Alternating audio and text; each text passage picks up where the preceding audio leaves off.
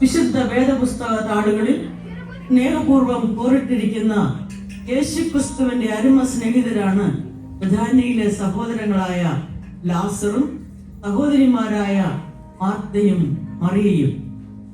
യേശുവിനെ സ്നേഹിക്കുകയും ശുശ്രൂഷിക്കുകയും ചെയ്യുന്നതിൽ വളരെ തൽപരരായിരുന്നു അവർ മൂവരും. യേശുവിനെ അനുഗമിക്കുന്നതിൽ അല്പ വ്യത്യസ്തതകൾ ഉള്ളവരെങ്കിലും മൂവരും അവരുടെ ശിഷ്യത്വത്തിൽ ശ്രേഷ്ഠരായിരുന്നു. മാർത്ത തന്റെ ചുമതലകൾ കൃത്യമായി നിർവഹിക്കുന്നതിൽ അഗ്രഗണ്യെങ്കിൽ മറിയ തന്റെ ഗുരുവിനെ കേൾക്കുന്നതിൽ ഏറ്റവും തൽപര ആയിരുന്നു. ഈ വേദപുസ്തക 7 നവീകരിച്ച് ഇന്നത്തെ സാഹചര്യത്തിൽ ഈ സഹോദരങ്ങളെ എങ്ങനെ അവതരിപ്പിക്കാമെന്ന പരീക്ഷണത്തിലാണ് ഫിലഡൽഫിയ മാർത്തോമാ സുവിശേഷ സേവിക സംഘം ഇവിടെ ശ്രമിക്കുന്നത്. തികച്ചും ആസ്വാദനത്തിനായി മാത്രം കൂട്ടിച്ചേർത്തിരിക്കുന്ന അനുകാലിക സംഭവങ്ങളും സംഭാഷണങ്ങളും ഉചിതമായ അർത്ഥത്തിൽ ഉൾക്കൊണ്ട് ഈ കഥയുടെ യഥാർത്ഥ സന്ദേശം ഗൗരവമായി സ്വീകരിക്കുകയും ചെയ്യണമെന്ന അഭ്യർത്ഥനയോടെ പ്രാർത്ഥനാപൂർവം സ്നേഹപുരസരം ഞങ്ങൾ അവതരിപ്പിക്കുന്നു ഇന്നിന്റെ മാർത്ത.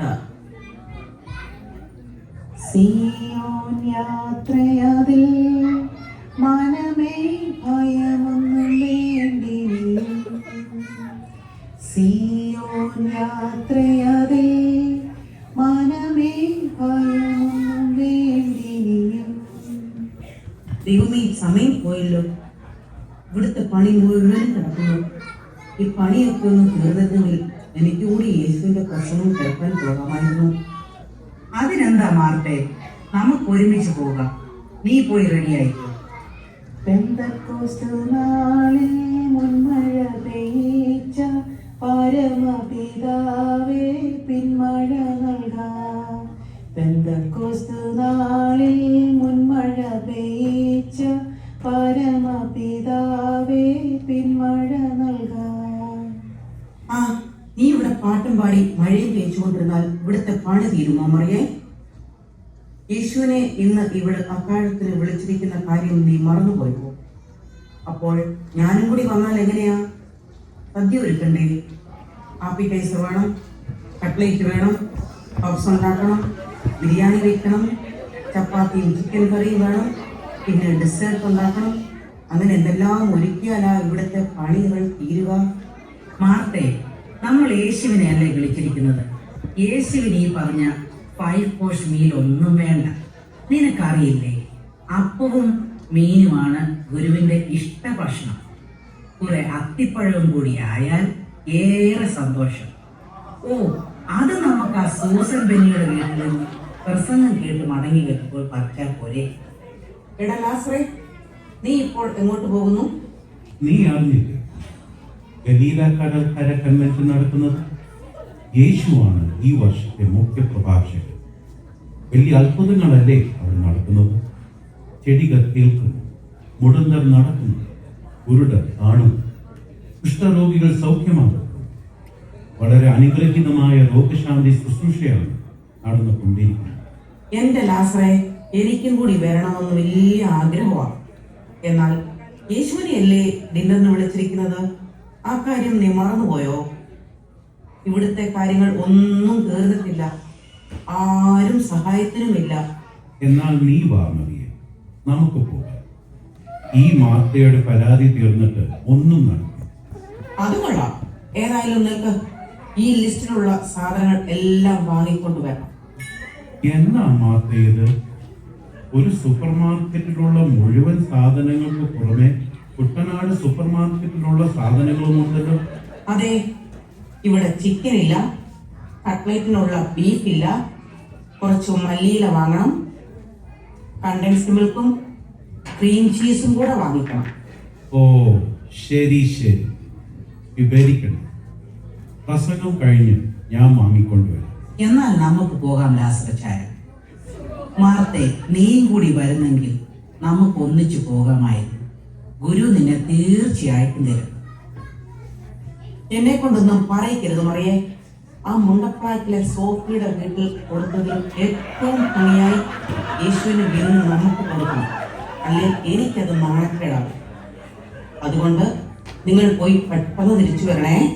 മാർത്തേ, യേശു ഗിരിപ്രഭാഷണത്തിൽ നമ്മെ പഠിപ്പിച്ചത് എന്തെന്ന് നിനക്ക് ഓർമ്മയില്ലേ? മുൻപേ അവന്റെ രാജ്യവും നീതിയും അന്വേഷിപ്പീൻ എന്നല്ലേ? അതൊക്കെ ശരി തന്നെ. ഒന്ന് ചത്താലല്ലേ മറ്റൊന്നിന് വളമാകൂ.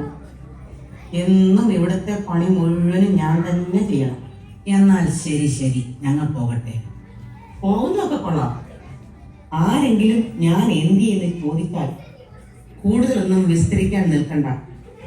സൂമിലൂടെയോ ലൈവ് സ്ട്രീമിലോ ആണ് കാണുന്നതെന്ന് പറഞ്ഞാൽ മതി. പിന്നെ മറിയേ, അവിടെ അത്ഭുതം വല്ലതും നടന്നാൽ അപ്പോൾ തന്നെ ഇൻസ്റ്റഗ്രാമിലോ ഫേസ്ബുക്കിലോ പോസ്റ്റ് ചെയ്തേക്കണേ. ശരി ശരി. ഏതായാലും ഞാൻ തന്നെ എല്ലാ ജോലിയും ചെയ്യണം. എന്നാൽ പിന്നെ ഇച്ചിരി നേരം വിശ്രമിക്കട്ടെ, എന്നിട്ട് തുടങ്ങാം.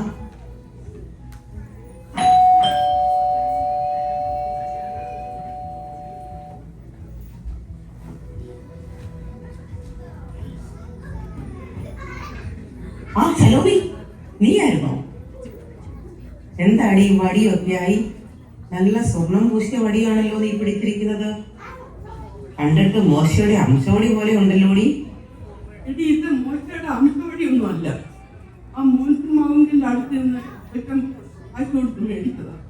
നമ്മുടെ സണ്ണിക്കാൻ മണ്ഡലത്തിന് പോയിട്ട് വന്നപ്പോൾ കൊടുത്തു വിട്ടത്. പിന്നെ വില നിനക്കറിയാമോ? ഒന്നിനും അല്ല, 10 ലക്ഷം രൂപയോ. 10 ലക്ഷം. മാസേ, എന്തുണ്ട് വിശേഷങ്ങൾ? നീ എന്ത് ചെയ്യുകയായിരുന്നു? ഞാൻ പ്രാർത്ഥിച്ചുകൊണ്ടിരിക്കുകയായിരുന്നു. നമ്മുടെ കേക്ക് ഫെയർ ഒക്കെ നടക്കുകയല്ലേ. എന്നാൽ നീ പ്രാർത്ഥിച്ചോ, ഞാൻ പിന്നീട് വരാം. ഓ, പ്രാർത്ഥന അതൊക്കെ നമുക്ക് പിന്നെയും ആകാമല്ലോ. നീ ഇരിക്കെ, ഒത്തിരി നാളായല്ലോ നിന്നെ കണ്ടിട്ട്. അതിരിക്കട്ടെ, നീ യേശുവിന്റെ പ്രസംഗം കേൾക്കാൻ എന്നെ അടി പോകാനേ? ഓ, പറ്റിയില്ല. ഇനി ഈ പ്രസംഗം 1-2 ദിവസമാണോ? 15 ദിവസം നിൽക്കുകയല്ല.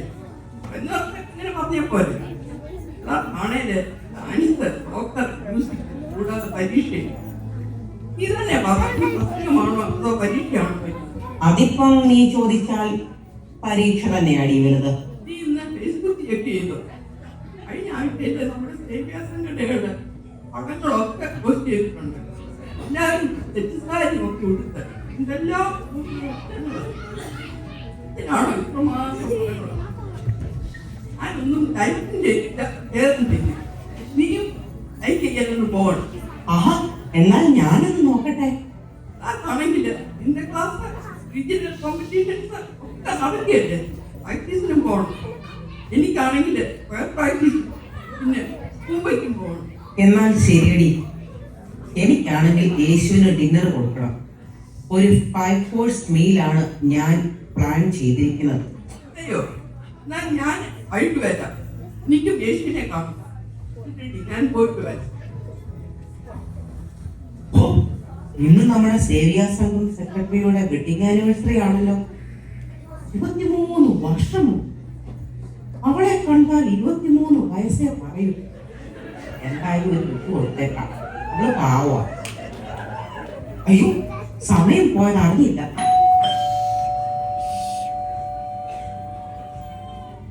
ഇനിയിപ്പം ഏത് പുരുഷാണോ ഇങ്ങോട്ട് കയറിയത്?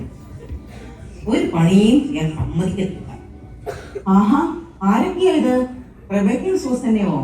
ഒത്തിരി നാളായല്ലോ കണ്ടിട്ട്. വാ, കയറിയിരിക്ക. അതെ, ഇതിനെ മാത്രം കണ്ടിട്ടല്ലോ ഗവൺമെന്റ്.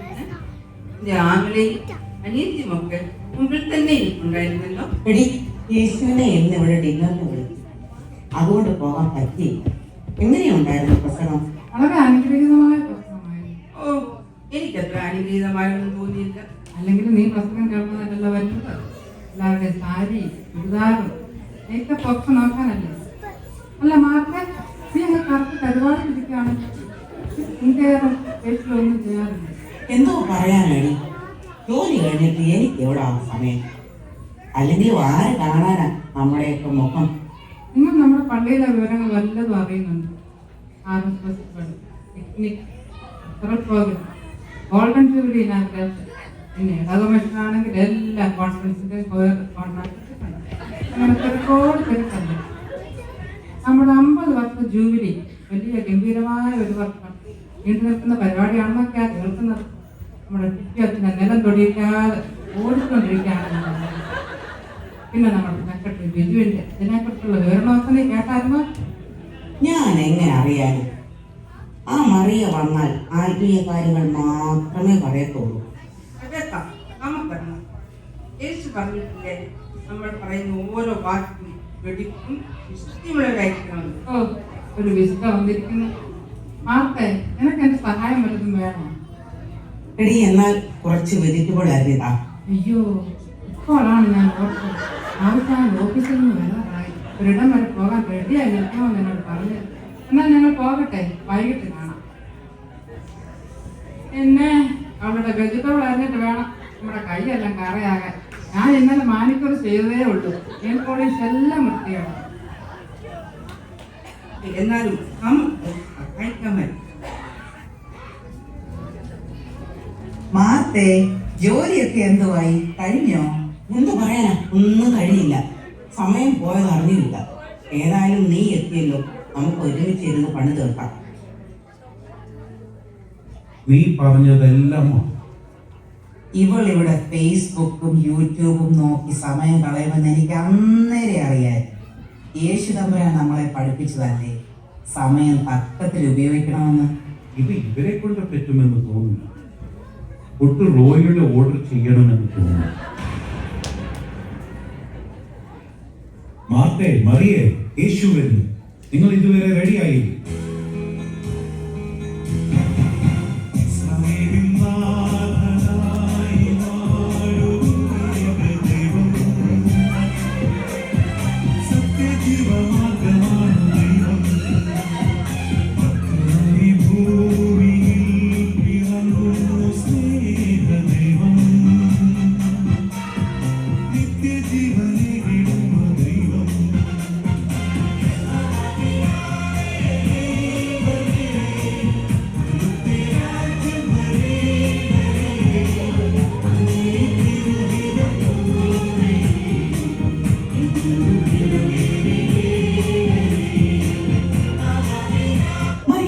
വരാനല്ലേ നിന്നോട് പറഞ്ഞത്? ഞാൻ യേശുവിന്റെ കാലത്ത് അല്പസമയം ഇരിക്കട്ടെ. ഞാൻ ഒറ്റയ്ക്ക് കിടന്ന് കഷ്ടപ്പെടുന്ന കണ്ടിട്ട് എന്റെ ഗുരുവെ അങ്ങേക്ക് ഒരു വിഷമവും തോന്നുന്നില്ലേ? എന്നെ വന്നൊന്ന് സഹായിക്കാൻ പറഞ്ഞാലും ഗുരുവേ.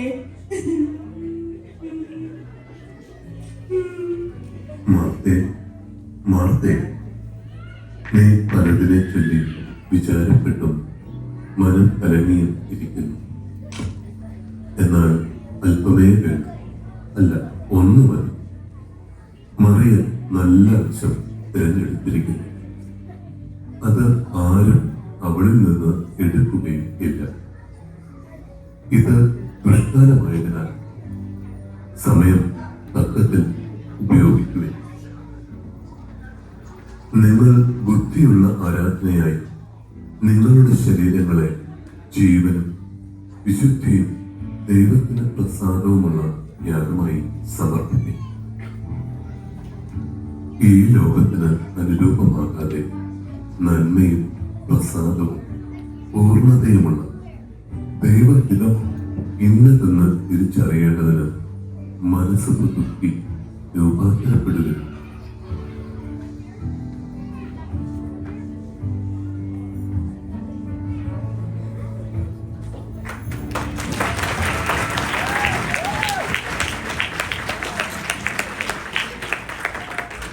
Thank you to the Saving